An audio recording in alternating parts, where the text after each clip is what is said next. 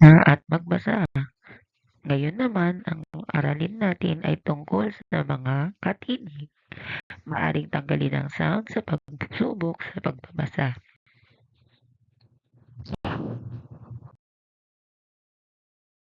Aralin po. A, E, I, O, U. Simulan natin sa mga katinig.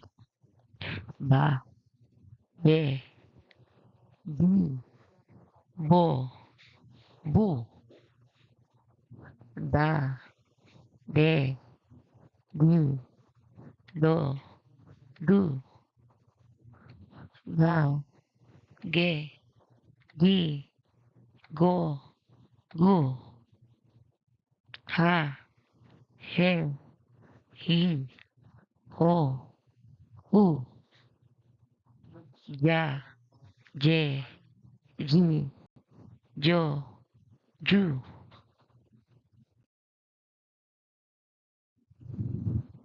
Ma, ke, i, ko, hu, la, le, li, lo, lu, ma, me, mi, mo, mu, na, ne, ni, no, nu, pa, pe, pi, po, pu, ra, re, ri, ro, ru,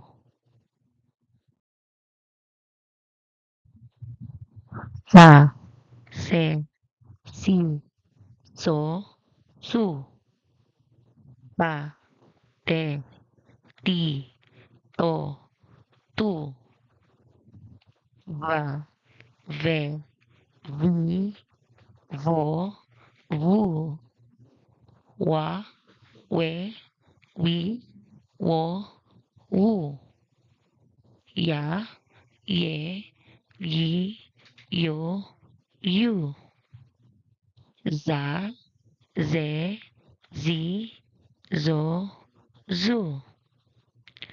Ngayon, maaari mo nang subukin ang iyong sarili. Congratulations, matututunan mo na ang mga katinig at patinig.